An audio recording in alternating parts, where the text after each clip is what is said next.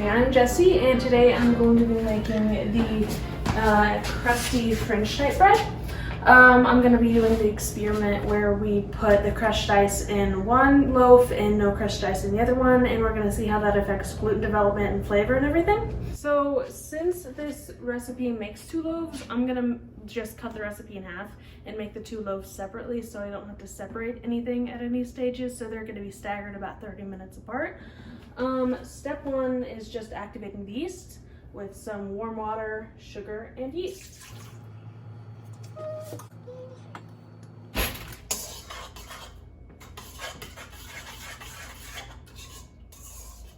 The yeast has bloomed, so we're gonna move on to the next step and add some flours into here and make a sponge. Okay, so we're adding the flours in. We have our bread flour, which we need to add 1/2 cup, 1/4 cup, and 1/8 cup, and I'm not gonna do that math to figure out how much that actually is. So we're going with 1/2, 1/4, and 1/8.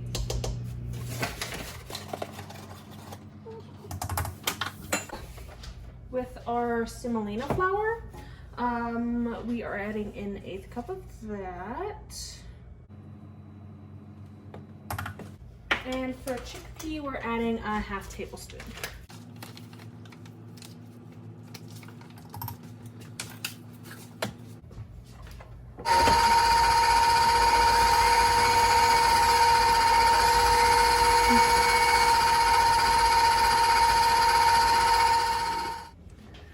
The 3 flours we're using in this are chickpea, semolina, and bread flour. Chickpea flour has the highest protein content out of all of them, followed by semolina, then bread flour. The addition of the semolina and chickpea flour is just to encourage gluten development and just create stronger bonds, essentially. It's been about 30 minutes and we're seeing some air bubbles in our sponge, so we're gonna move on to the next step. Add the rest of our flour, our balsamic vinegar, salt, and vitamin C, and then wait for the second rise.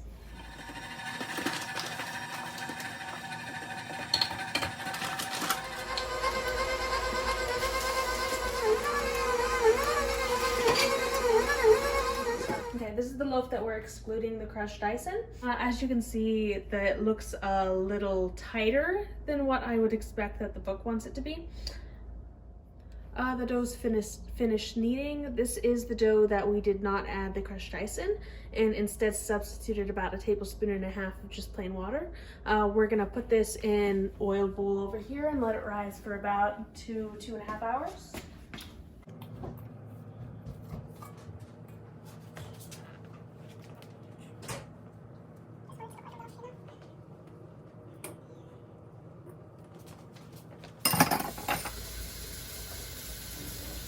And we're starting on our second loaf of bread. It's going to be about 30 minutes behind our first.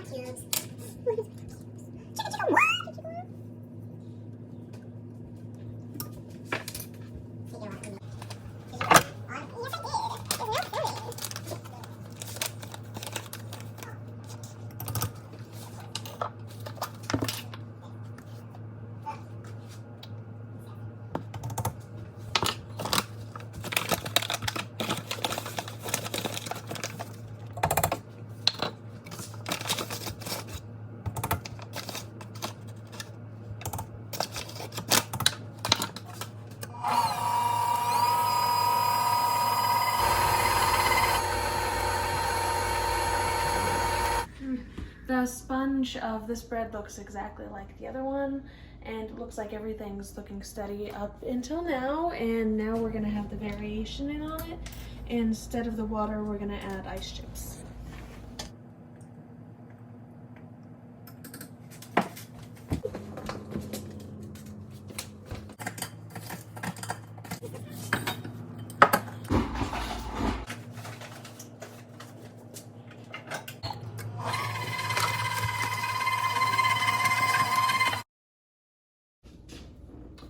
This dough seems exactly like the other one, except stickier.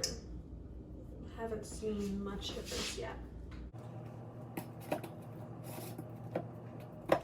This is our first loaf, the one without the crushed ice in it. It's been about 2 hours and it has doubled in size. So we're gonna take it out, punch it down, and get it back into a loaf shape.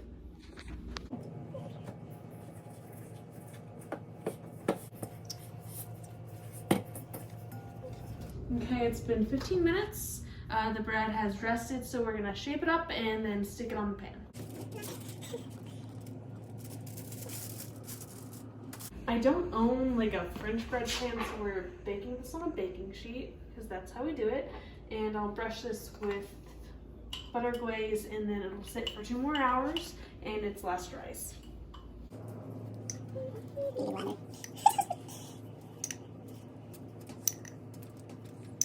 The second loaf has finished its first rise and it looks about the same size as the first one was when it came out.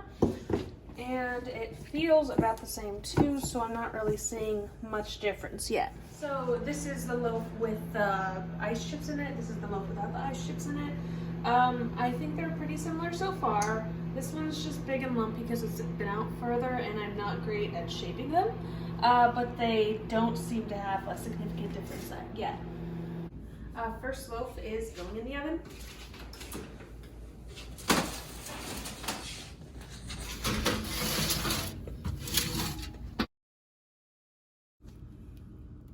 So on the left, we have our second loaf that we made. It's the one that included ice chips. On the right is the one without the ice chips. Already you can see a few differences, like based on texture on from the crust on both of them are different.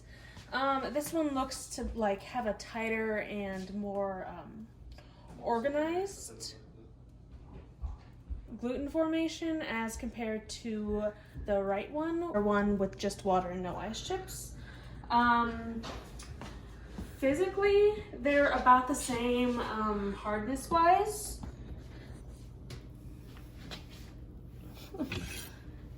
Okay, you ready to cut them open? Yes. This is our one with our ice chips. It looks good. We have some pretty gluten formation in there. And we'll do taste testing after we cut the second one open.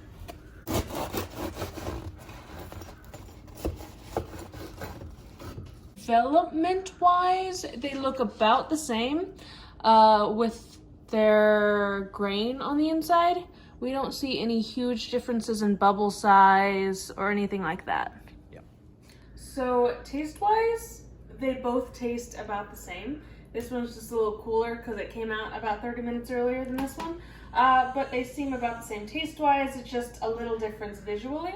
And that could also be that this was the second loaf that I made and I got a little more used to actually forming the French style of loaves. So there's no real conclusions that can be drawn from this. Yum. Yeah, good. No. And any differences? There seem to be no differences. Bread 1, bread 2, one is just slightly warmer than the other, which makes it tastier, but both are really good. Best bread I've ever had, easily.